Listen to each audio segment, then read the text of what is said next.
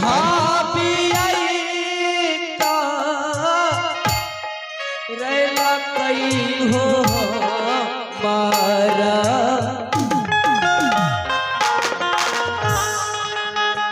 भाभी जी का भाभी रेला कई न भैया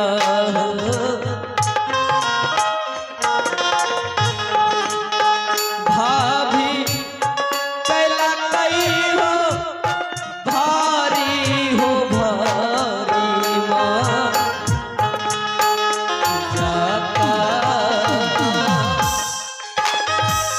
बता क्या भाभी मजाक किया? भैया मुझसे भाभी बोले कि देवर मेरे कमरे में चार बदमाश हैं। मैं नहीं आ रहा था, मुझे ताला मार मार के यहाँ लेके चले आए।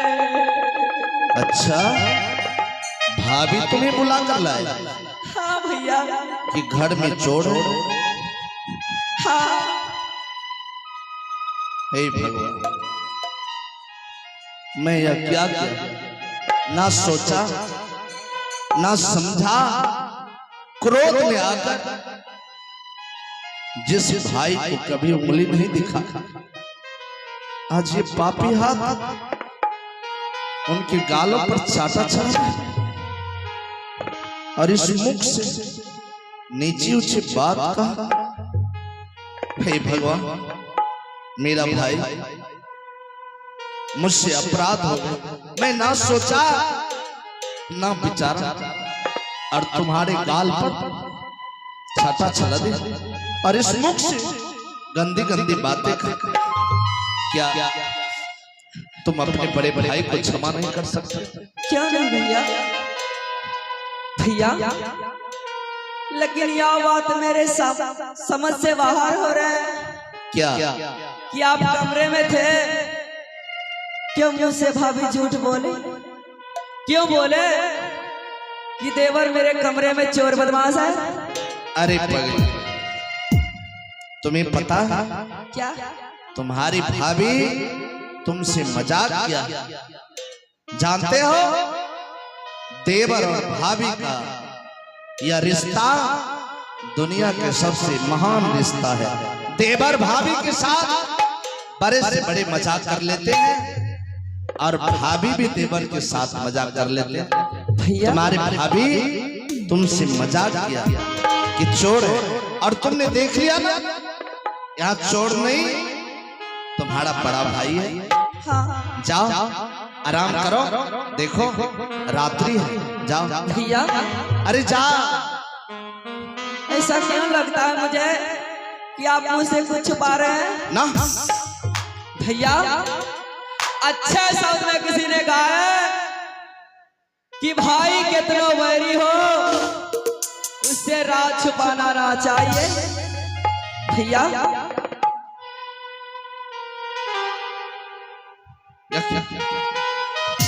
आपको मेरे कसम है, क्या बात है भैया बताइए ना। तूने कसम देकर अच्छा नहीं किया, अच्छा नहीं किया, तो मुझे मजबूर कर दिया। छतरगुनी, हाँ तुम अभी बच्चे हो, ये सब बात जानकर तुम्हारे दिल में गहरा असर पहुंच सकता है। क्या बात है? हाँ, जब तूने कसम दे दिया तो मैं बता रहा, लेकिन तुझे भाई का सौगंध या जो दोनों भाई के बीच बात चल रहा है, हाँ परिंदे को पता ना चलना चाहिए। किसी को पता नहीं चलेंगे। जरा उस बच्चे सबको ढाट से नीचे बैठाइए।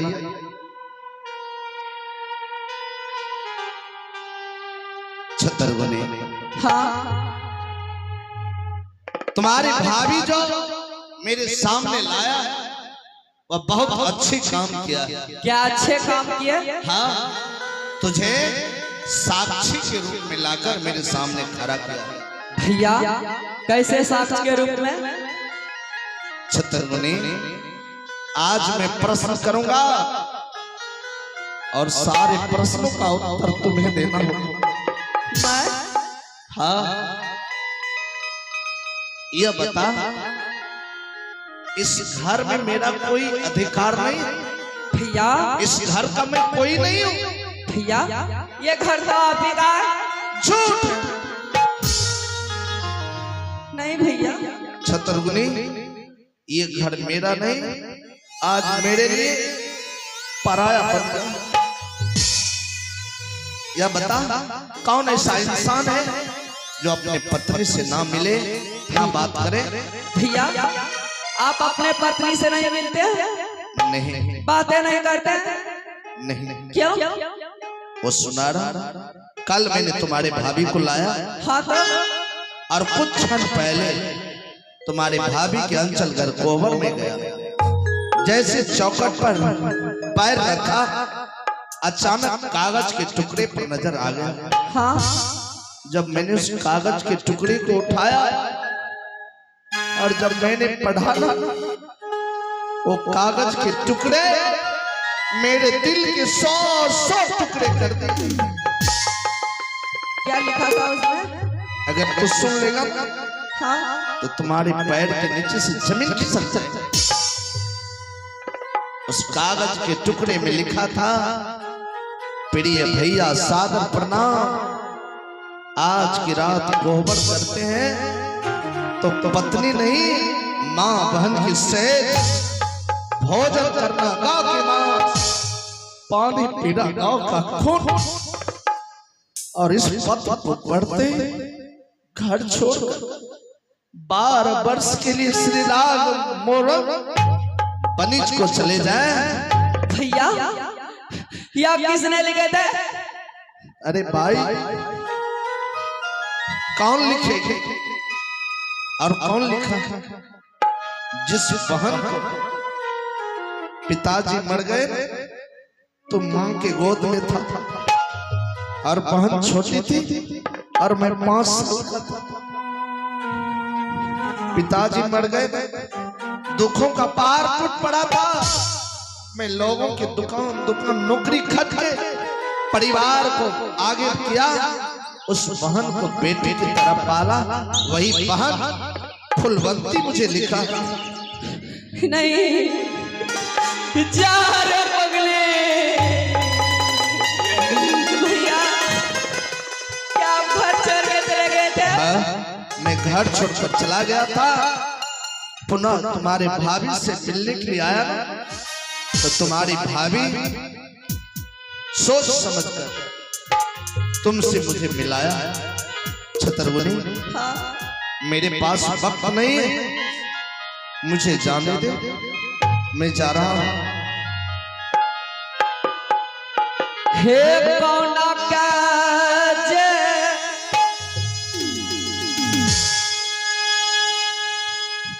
आ रहा था भैया जी,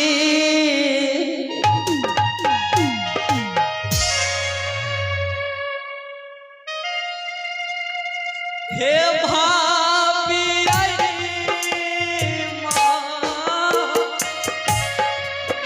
हाला में न भैया हो।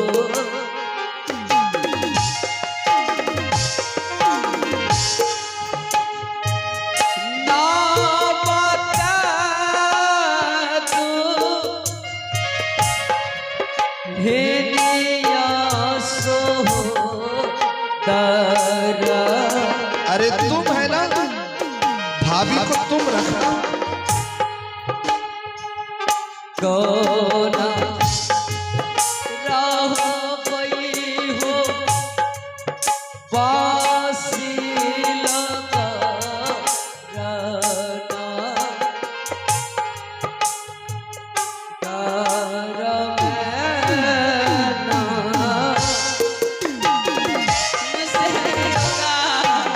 छतरगुनी, तुम है ना, आज मैं अपनी धर्म पत्नी को 12 वर्ष के लिए तुम्हारे हवाले करके जा रहा। भैया हो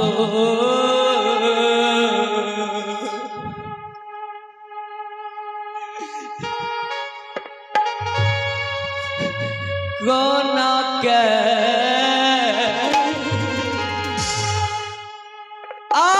कोना के जे रहा बैसो तारा बासिल करना आर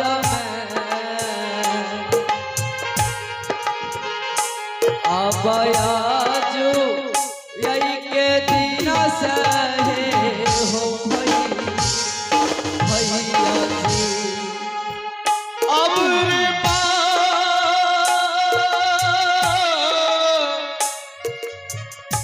बाबू रे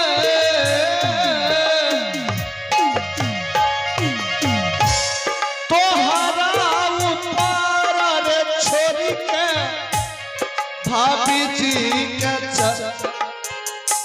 चललू नहीं भैया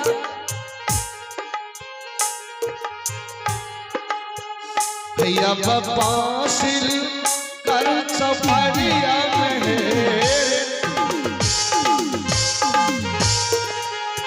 आहो भाई भैया जी भैया हो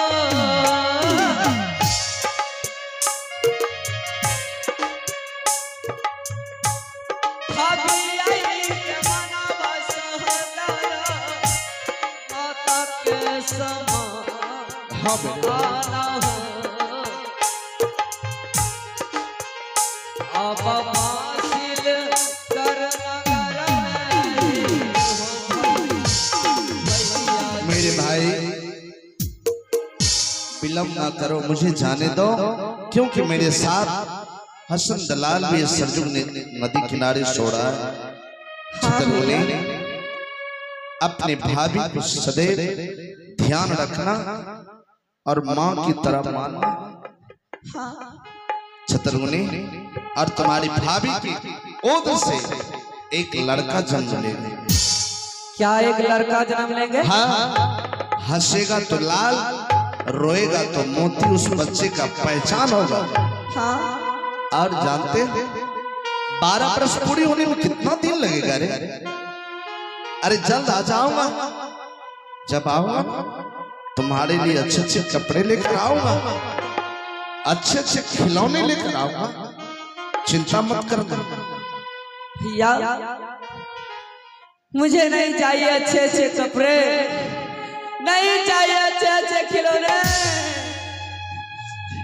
इतना वादा कीजिए अगर 12 वर्ष पूरी हो जाएंगे सबसे पहले मुझसे आके मिलेगा ना? अवश्य। अगर नहीं आके मिलेगा, अगर 12 वर्ष पूरी हो जाएंगे तो मैं किसी पोखर तालाब में जाके डूब के मर जाएंगे। छतरगुनी ऐसा वचन मत कर। जिस तरह भगवान राम 14 वर्ष के बाद वनवास से आया था ना, किसी को नहीं ढूंढा था, पहले अपने भाई भरत को ढूंढा था। मैं आऊंगा तो पहले दोनों भाई का मिलन होगा। जा भैया क्या मैं इस टाइम भाभी के पास जा सकता हूँ? अवश्य, और जाकर पूछ लेना भाभी चोर थे या बड़े भाई। ठीक है भैया, प्रणाम भैया। खुश रहो। हे भगवान, मेरी पत्नी इतनी चालाक, मीठी मीठी बातों में फंसाकर मुझे भाई से मिलवा दिया। चलो यह भी अच्छा हुआ कि भाई से मुलाकात हो गए, आने वाले समय में उनका सहारा तो होगा। अरे बाबा इतना विलम्ब हो गया है, हसन दलाल सो रहा है और सुबह होने चला है, मैं चलता हूँ।